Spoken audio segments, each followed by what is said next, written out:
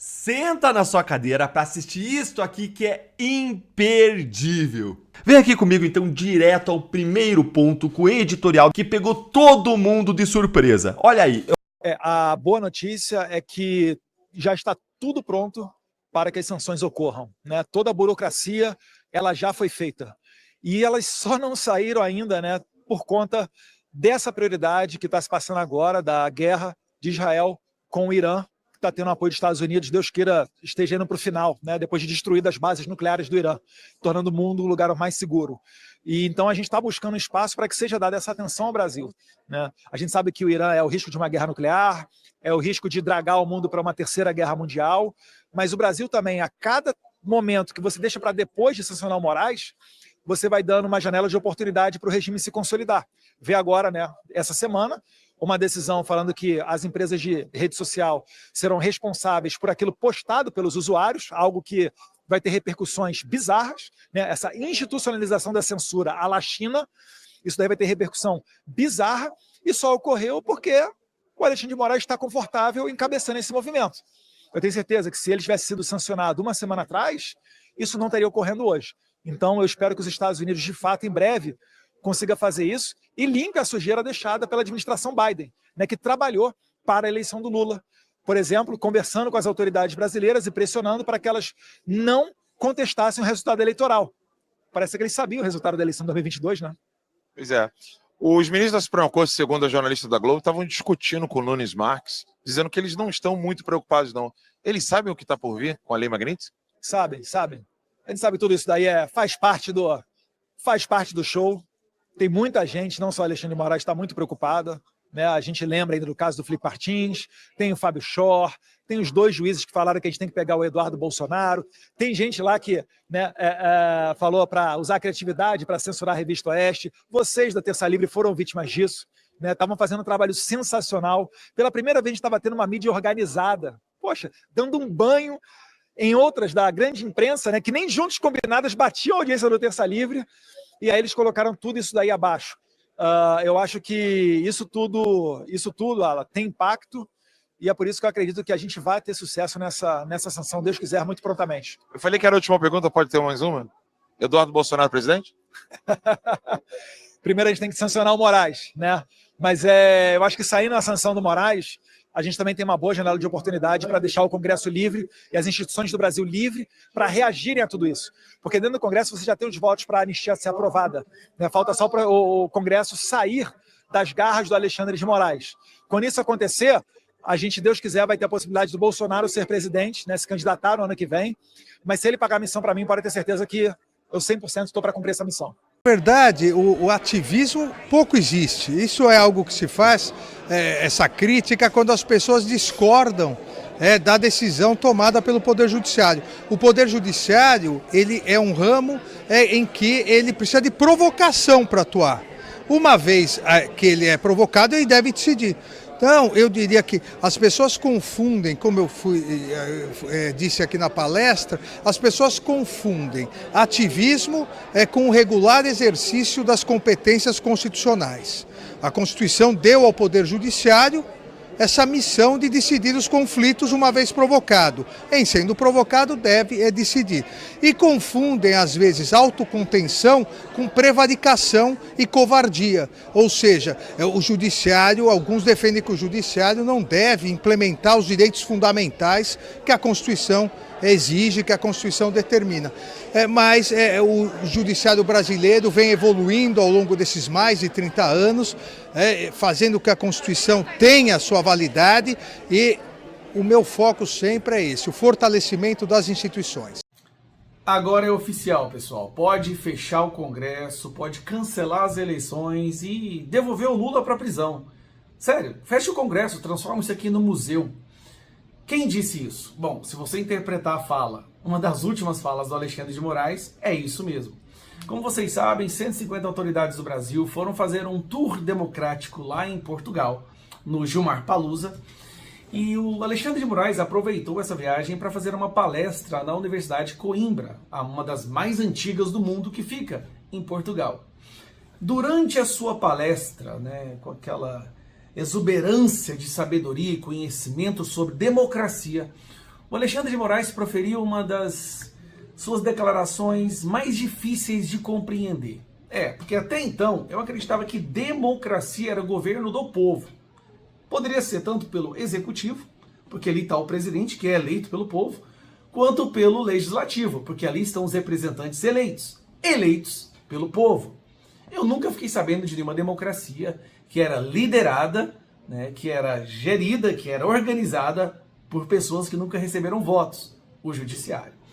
Mas o Alexandre de Moraes, no seu exorbitante sabedoria, disse que Moraes diz que século XXI é do judiciário. Vamos analisar isso aqui.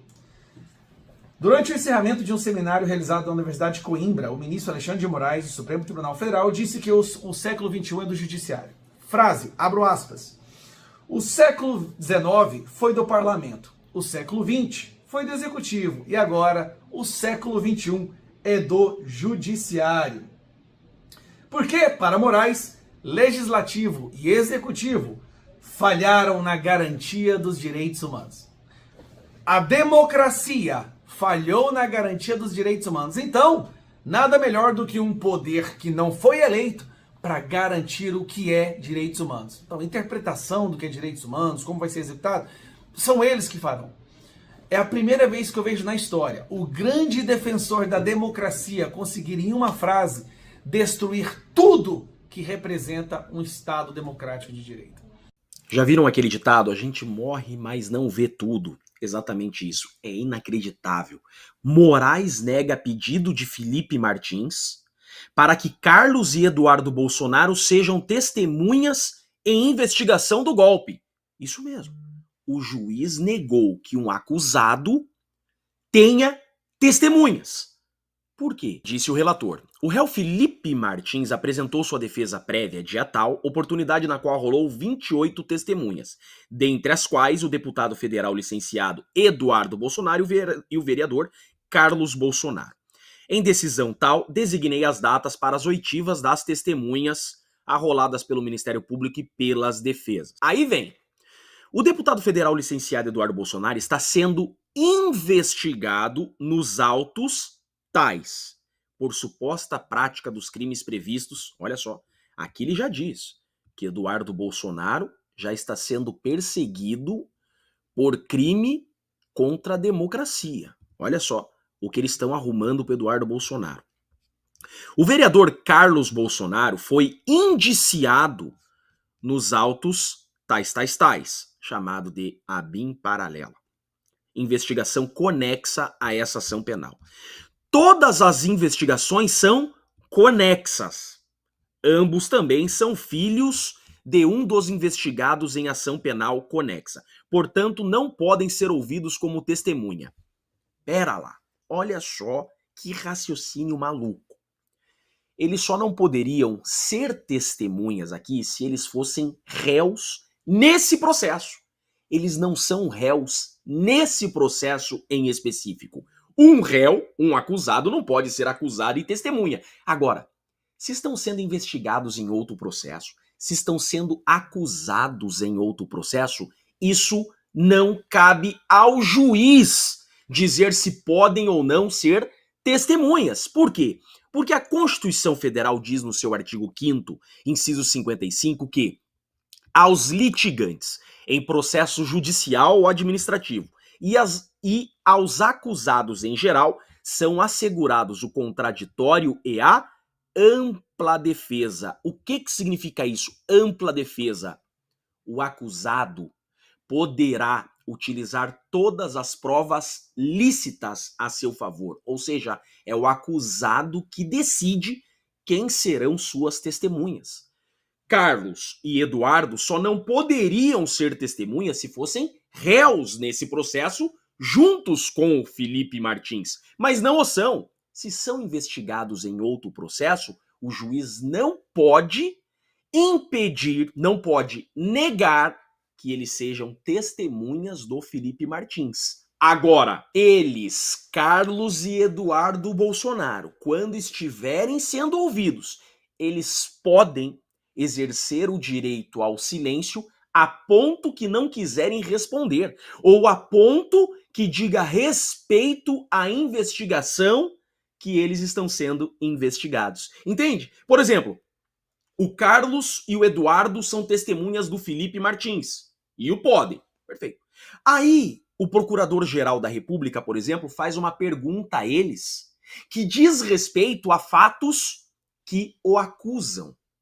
Fatos da investigação que eles estão sendo investigados. Eles podem, naquele momento, como testemunhas, olhar para o juiz e dizer: nesse ponto, vou exercer o direito ao silêncio porque ninguém é obrigado a se autoincriminar. Nesse ponto, como essa pergunta pode me incriminar, eu vou exercer o direito ao silêncio. Então é completamente distinto o raciocínio que o juiz tem que fazer aqui. Ele tinha que deferir Carlos e Eduardo Bolsonaro como testemunhas e, na decisão, assegurar às testemunhas o direito ao silêncio a pontos que os incriminem. O juiz deveria, na decisão, fazer constar expressamente que as testemunhas não estão compromissadas a dizer a verdade, podem ser ouvidas como informante, por exemplo, isso poderia fazer, e deveria constar que, como são investigados em fatos conexos, poderão exercer o direito ao silêncio nos pontos que quiserem, nos pontos que não quiserem se autoincriminar, nos pontos que eventuais perguntas sejam incriminatórias, ou seja, perguntas que acusarem essas testemunhas que são investigadas, essas testemunhas poderão exercer o direito ao silêncio. Então, essa decisão ela é aberrante duas vezes. Primeiro, ela cerceia o direito de um acusado, que é o Felipe Martins. Segundo, ela faz imputações criminais a pessoas ainda investigadas. O que essa decisão deveria fazer é resguardar o direito à ampla defesa do Felipe Martins e resguardar o direito das testemunhas do Felipe Martins de não serem obrigadas a responderem perguntas incriminatórias, perguntas que as acusem. Olha só como poderia vir uma decisão juridicamente técnica, uma decisão que assegura o direito, que resguarda o direito de todos. Agora, o que o juiz faz? Nega o direito de um acusado de se defender. Que absurdo, violação evidente à ampla defesa, ao contraditório, uma decisão juridicamente equivocada, conforme mostrei aqui para vocês. Por óbvio, tem muita coisa por trás disso, para além do direito. Sabemos que de jurídico não tem muito esse processo, é obviamente muito mais político. Gravíssimo erro essa decisão contra o acusado Felipe Martins, que teve sua defesa cerceada de forma manifesta. Marco, veja só, o Brasil chegou no último estágio da consolidação em definitivo da ditadura. Perceba que a história não me deixa mentir. Os nossos co-irmãos ditadores, Venezuela, Nicarágua, passaram por essa fase que nós estamos, do protagonismo do judiciário e, o principal, a fase de perseguir juristas, perseguir jornalistas, perseguir advogados dos acusados, perseguir juízes que não aplicam os entendimentos dos tiranos. Olhem só. Está muito claro para mim que essa criação desse processo da trama golpista é seguir o exemplo das novas ditaduras latino-americanas, que é você criar processos judiciais para dar uma aparência de legitimidade. Então você tem duas opções, o ditador tem duas opções. A mais tradicional, que é você matar o seu opositor político, como sempre se viu nas ditaduras. Só que isso é muito caro no campo de vista ético, moral, e isso traz um prejuízo ad eterno à história. A outra forma, hoje, que as ditaduras têm utilizado para perseguir os opositores, é o que o Brasil está vivendo. É isso que está sendo escancarado por nós. Criar um processo judicial para dar uma aparência de legitimidade. Então você dá uma aparência de legitimidade àquilo que você, desde o início, traçou como meta. Só eliminar o seu opositor político. Porque então, utilizando do Estado para eliminar o seu opositor, você tem o discurso de olhar para a população e falar assim, não somos uma ditadura, nós não somos ditadores. Quem está processando, quem está punindo, quem está prendendo é o Estado. Isso não é uma ditadura. Vejam, estamos até televisionando o direito de defesa dos acusados. Eles não são perseguidos políticos, eles têm até advogado. Então você dá uma aparência de legitimidade só para ter discurso, para ter o discurso de enfrentar a população e poder combater a narrativa contrária de nós não somos ditadores. Isso é a consolidação na última fase da nossa ditadura. Chegamos ao último estágio da ditadura. O próprio Estado é utilizado nas mãos dos ditadores para dar uma aparência de legitimidade e punir os opositores políticos através do próprio Estado. É o Estado sendo utilizado por essa máquina de tratorar opositor político nas mãos de ditadores, Marco. Isso está muito escancarado, é exatamente isso que se instalou no Brasil. O Estado carrasco, Leviatã, hoje aprisiona e persegue opositores políticos tentando enganar o povo. Quer dizer, aqueles que se deixam enganar. Porque nós estamos aqui diariamente difundindo a verdade, escancarando toda essa farsa, né, Marco? Queridão, eu aguardo a minha citação na forma da lei para eu poder depor. Aguardo a minha citação na forma da lei. O André Marcília fez um vídeo muito bom sobre esse assunto. Bota aí o André Marcília. Moraes se superou. Ele vinha punindo terceiros nos processos de primeiros e agora ele passou por cima do ato mais nobre, mais delicado, mais formal de qualquer processo, sobretudo processo penal, que é a citação. Então, ele deu por citado o Paulo Figueiredo, processo super delicado como o do golpe, por eles ter publicado na internet uma live, etc., dando ciência de que existia, de que era uma acusação contra ele. Veja, o que a citação prevê é que a pessoa saiba, não apenas ter um processo contra ele, mas o contexto do processo, o conteúdo do processo, básico. Quem são os réus, quais são as acusações, tudo. Tem um processo inequívoca, e por isso é um ato extremamente formal. O 368 do Código de Processo Penal exige que isso seja feito para quem é residente fora do país, carta rogatória. E se a pessoa não tem um endereço fixo, que não é o caso, o Paulo Figueiredo parece que não esconde de ninguém qual é o endereço dele fora do país, mas ainda que assim fosse, isso deve ser feito por edital, jamais por rede social. Isso é um absurdo, mas vem na esteira do que ele já tinha feito até com o próprio X, quando suspendeu o X também, intimou o X por rede social. A citação, o ato de intimação, esses atos formais, dar ciência ao outro de que ele está sendo processado, ou de que ele tem uma obrigação, fazer isso de maneira formal, é o que nos separa de um estado de exceção. É o que nos separa de um processo como vingança. Porque é justamente o que faz com que o outro possa ter sabedoria total do que está acontecendo com ele e se defenda. Não permitir isso ao outro, não permitir a ampla defesa. É exatamente nesse lugar que Kafka escreveu o processo. E é nesse lugar que nós estamos, infelizmente, no Brasil.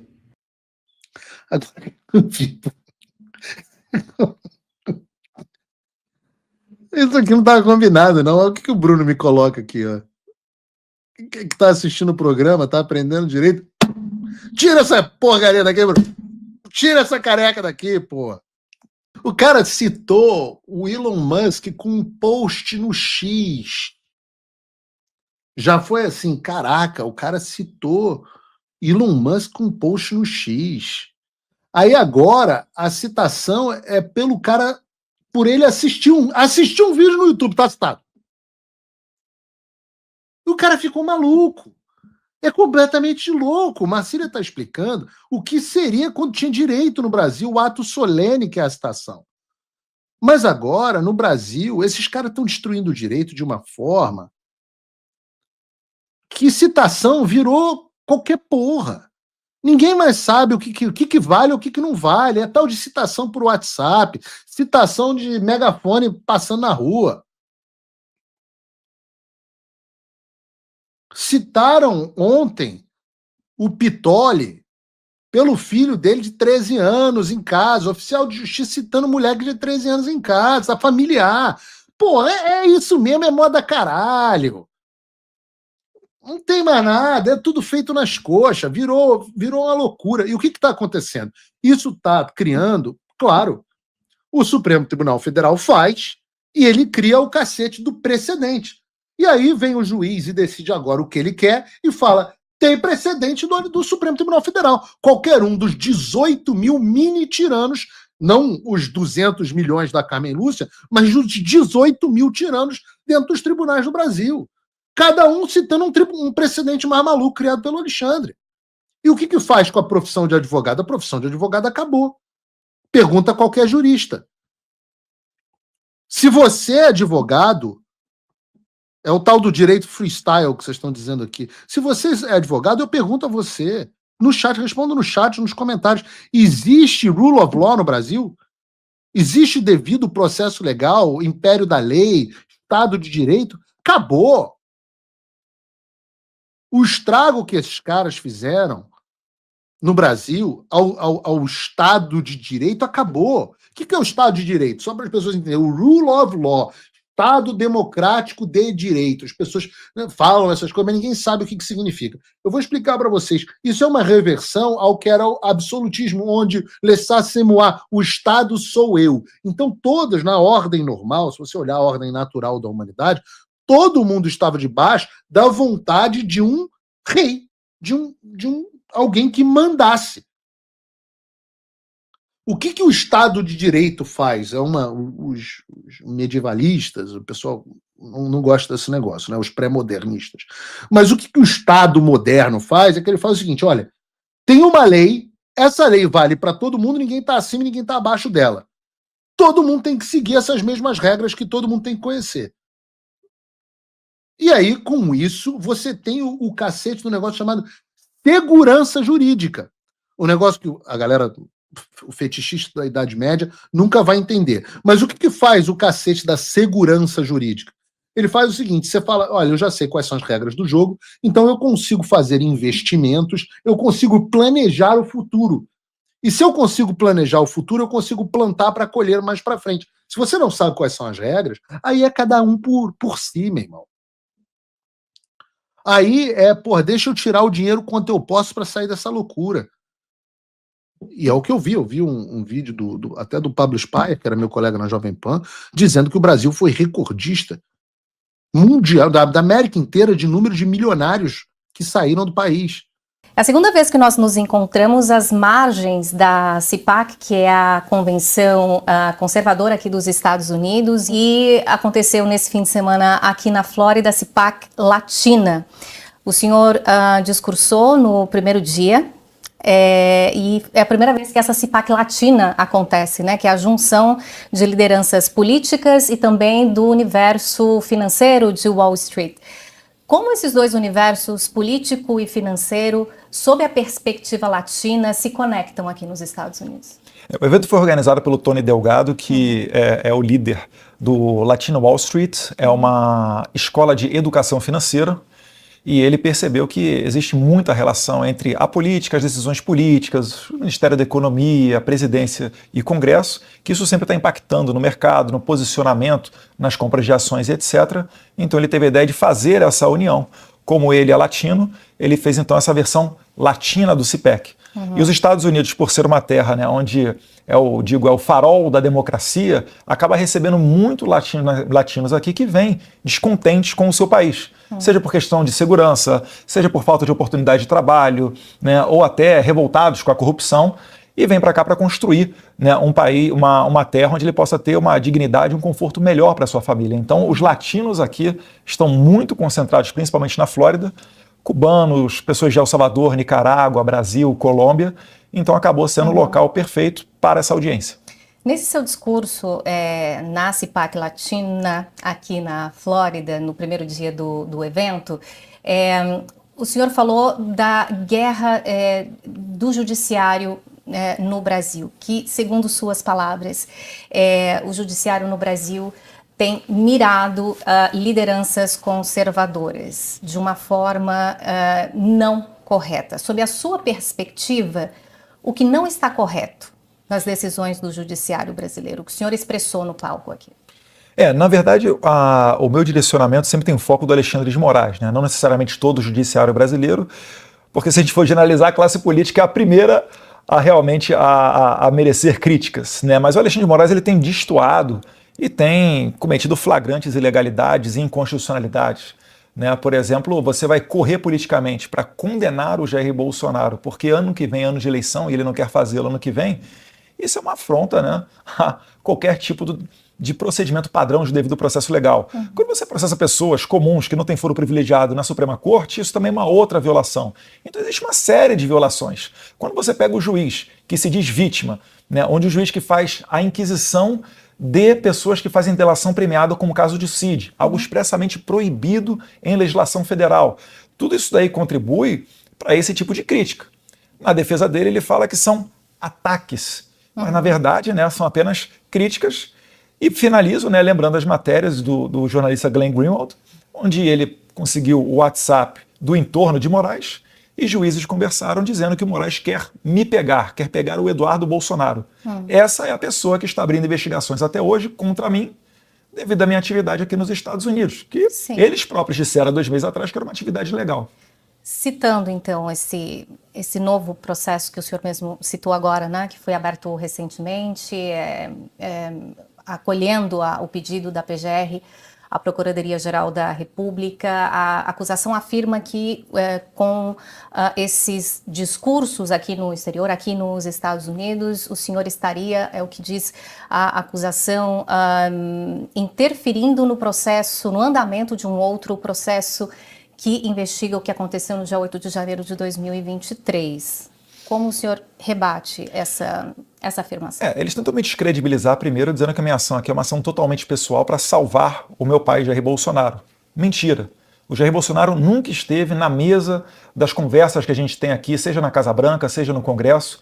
É óbvio que a gente deseja uma anistia, porque isso daí significa o fim da perseguição política no Brasil. Existem diversos parlamentares que têm inquérito dentro do STF, parlamentares que são cotados, inclusive, para ganhar eleições, lideram disputas para a eleição de senador ano que vem, por exemplo, o Felipe Barros no Paraná. Então essa é que é a minha crítica. E não existe um ataque à soberania brasileira. As sanções são instrumentos legais à disposição dos Estados Unidos e que são aplicadas tradicionalmente a países considerados ditaduras.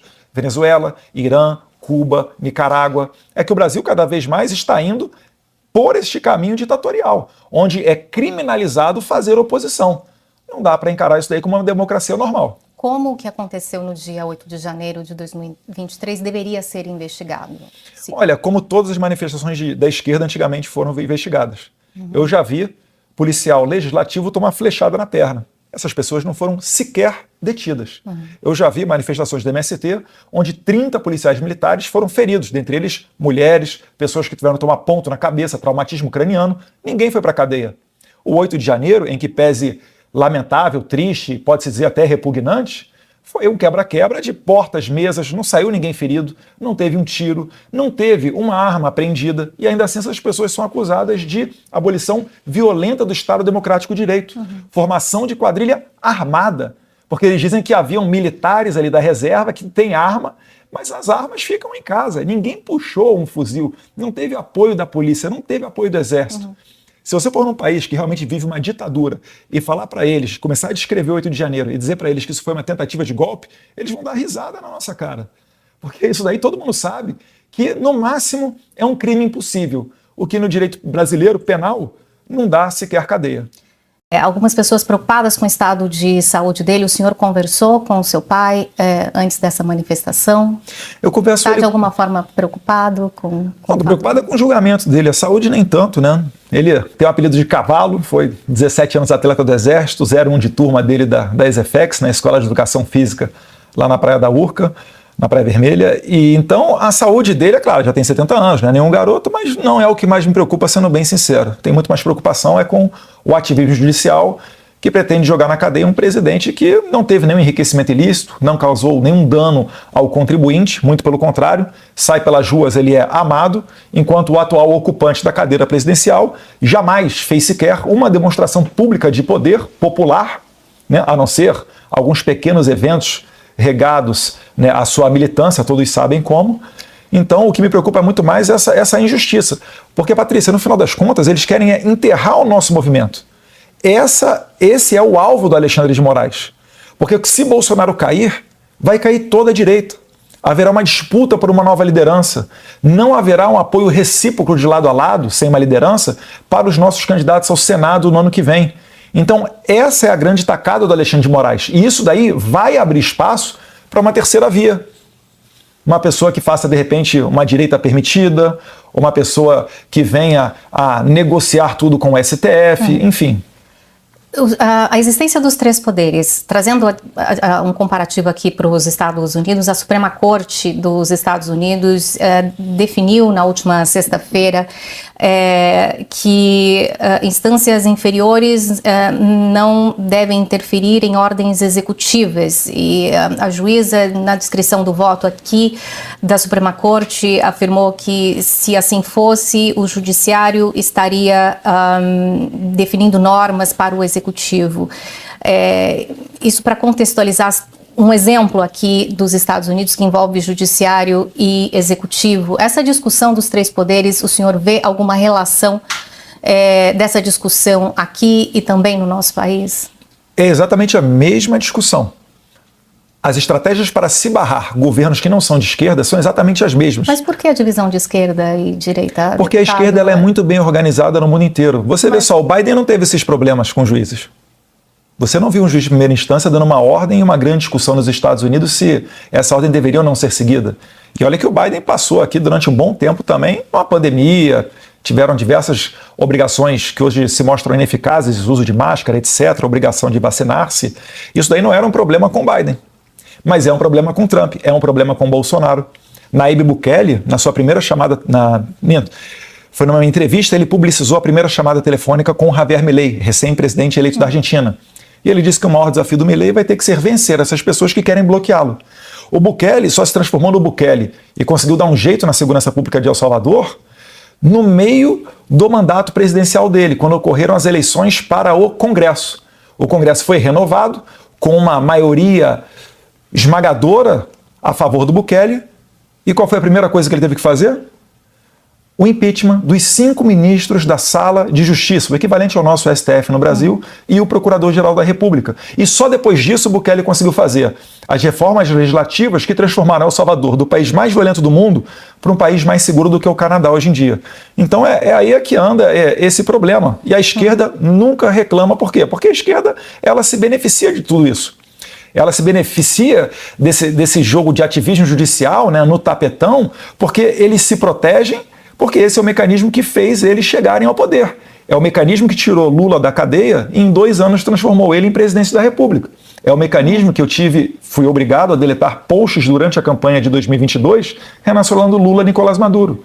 É o mecanismo que proibiu de eu fazer uma campanha mostrando a verdade sobre o Lula. Já que o senhor citou posts, né, a questão do que é escrito nas redes sociais, como Estados Unidos e Brasil lidam com essa questão do conteúdo nas redes sociais. Há aqui nos Estados Unidos vários projetos de lei que estão parados no Congresso numa tentativa de se estabelecer regras para o conteúdo das redes sociais. Não é preciso ter, deputado, regras para o que é postado em redes sociais? Não é preciso definir isso um universo tão novo? Não é necessário? Não, porque a gente já tem... do país. É que nós já temos mecanismos para fazer isso. Qual é a diferença de eu, numa praça pública, cometer um crime contra a honra, cometer um crime contra a honra escrevendo uma carta ou numa postagem? Pouco importa o meio que você utilize. Quem se sente ofendido já tem como ir à justiça e acessar isso daí. Eu não vejo motivo para fazer uma nova regulamentação, porque, na verdade, por trás dessa nova regulamentação está a censura. Veja só, o STF acabou de atropelar o Congresso mais uma vez, porque o Congresso já rechaçou votar essa matéria, e isto é uma decisão.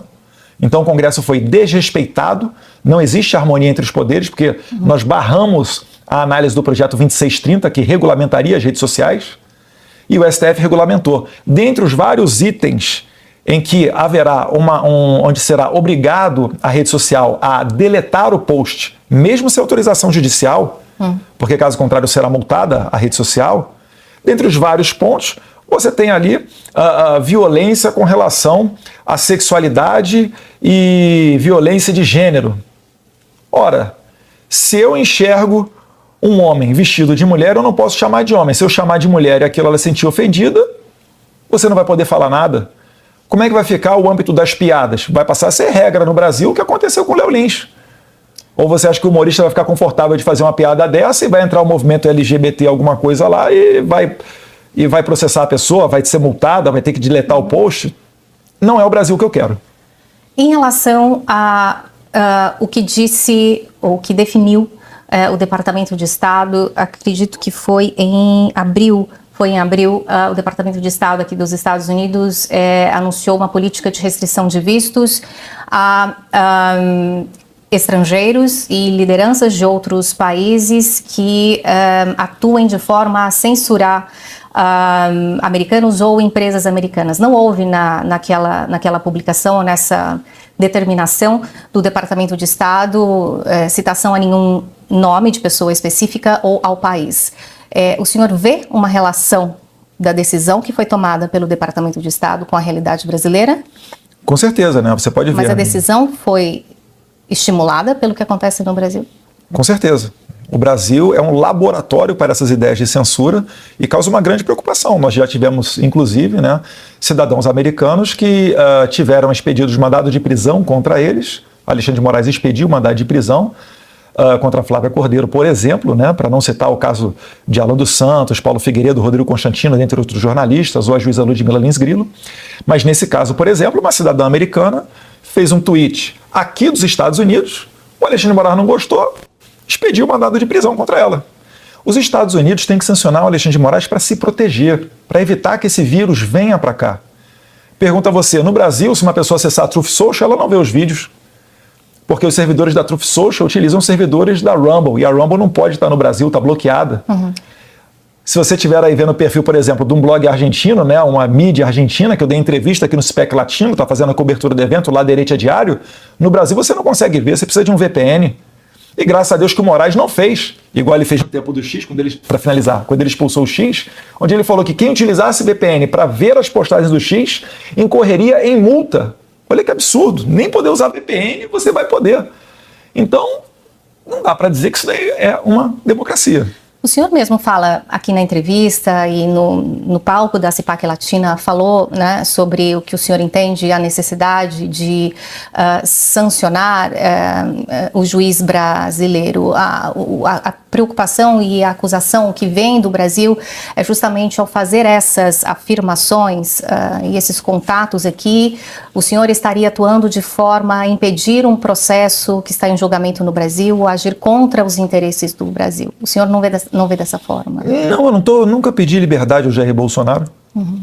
O que eu faço, na verdade, é algo muito mais suave do que a esquerda sempre fez. A esquerda foi para a AIA, Tribunal Penal Internacional, pedir a prisão de Jair Bolsonaro, chamando ele de genocida.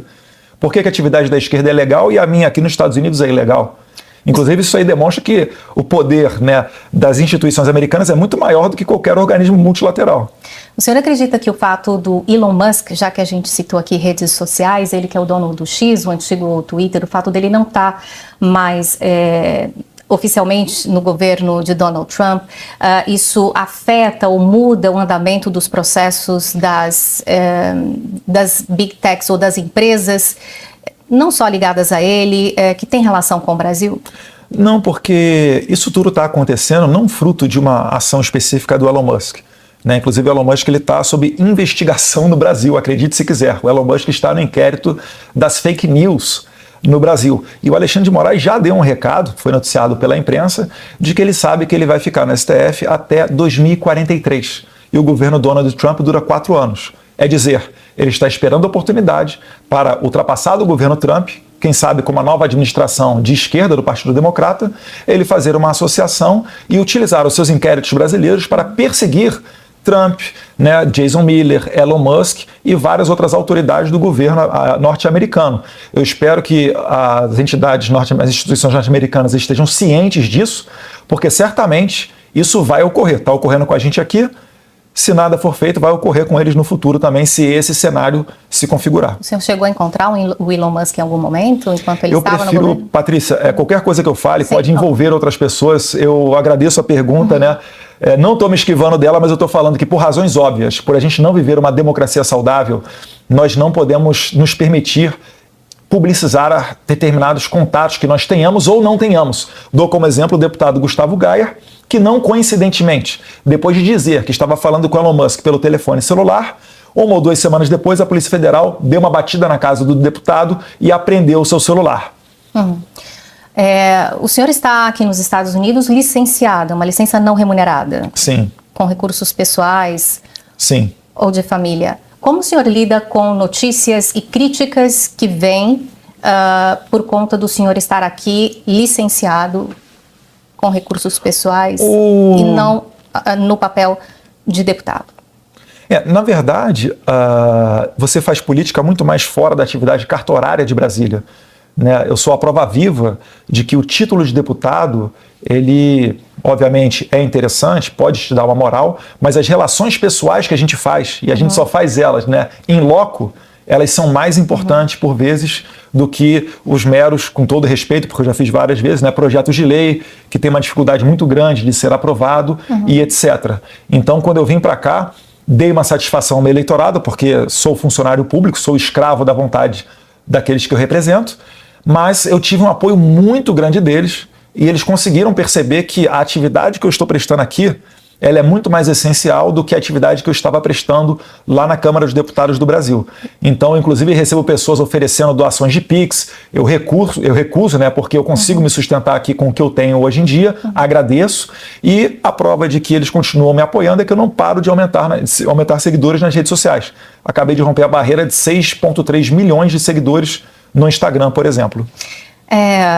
Esse licenciamento da Câmara tem um prazo? Até final de julho eu tenho que retornar ao trabalho. O que vai fazer? Quais são os Eu ainda não tomei essa decisão. Pode falar? Sim.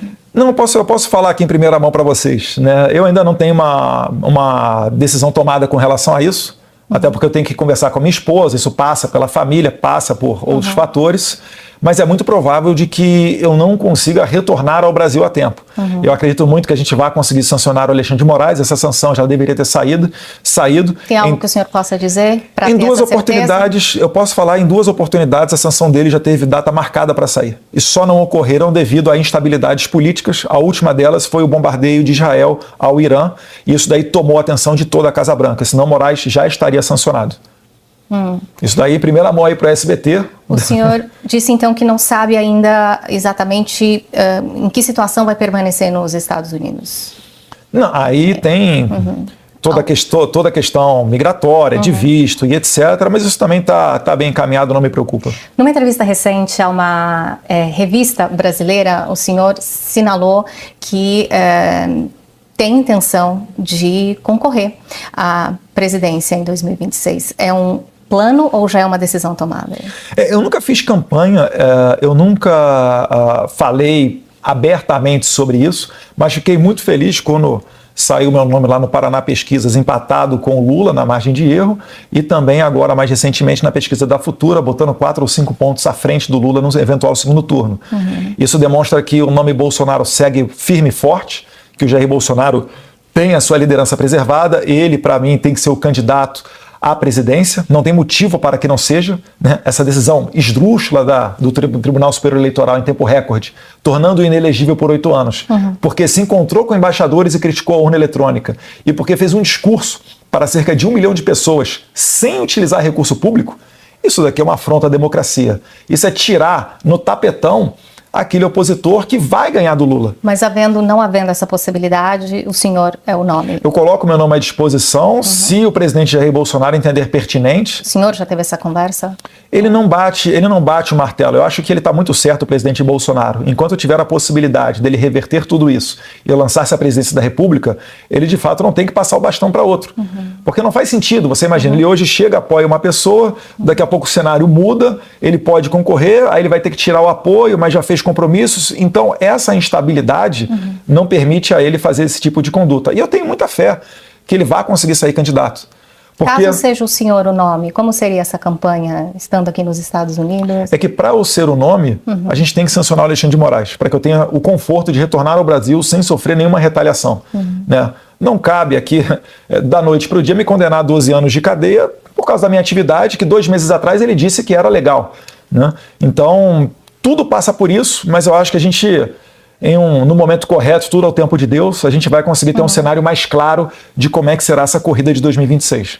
Como o senhor vê o Brasil hoje no cenário internacional? O senhor que já está aqui há algum tempo em relação à economia e também tema imigração, que foi tratado na CEPAC Latino aqui e que impacta os países da América do Sul e América Central. Sim, com certeza. Com relação ao tema migratório, né, nós somos estrangeiros, né? Cabe aos Estados Unidos fazer a regulamentação, a legislação pertinente do país. E havia uma crítica muito grande devido à maciça imigração ilegal, que inclusive estava aumentando estava aumentando os índices de criminalidade nos Estados Unidos. Então o que eu vejo é o Trump querendo consertar esse tipo de coisa. O senhor vê como uma decisão acertada? Eu vejo que é uma política interna deles. Eu não fico confortável para ficar comentando, dizendo se é certo ou se é errado, porque diz muito respeito a eles. Agora, é claro, morando aqui nos Estados Unidos, eu agradeço quando ele manda os criminosos do Trem da Aragua, ou quem sabe futuramente até do PCC, para as prisões do Nayib Bukele em El Salvador, eu fico muito mais feliz, porque são estupradores, são criminosos. Esse tipo de pessoa, de fato, tem que ser realmente deportada, extraditada e etc. Mas retornando à sua primeira pergunta, né, do Brasil, basta você tirar o termômetro para assistir da reunião dos BRICS. Né, onde são os países historicamente aliados do Lula. Nem Putin, nem Xi Jinping se disponibilizaram para ir ao Brasil. E cada vez mais que o Lula se coloca a favor de grupos terroristas, ele torna mais pequeno, né? Torna o Brasil cada vez mais um anão diplomático. É que sobre Putin também recai a condenação de um tribunal e ele pode ser... Sim, mas e não há essa o Maduro foi recebido na posse do Lula aqui no Brasil, né? Então, o desprestígio com o Lula ele acaba sendo notório quando o Putin, talvez por receio disso daí, né, não queira vir ao Brasil. Mas o Brasil não tem mais espaço em lugar nenhum no mundo. O Lula quer ser mediador tomando partido de terroristas. Ninguém vai levar isso daí a sério. Ele recebe navios do Irã de guerra sancionados pelos Estados Unidos, navios que já foram acusados de tráfico de terroristas.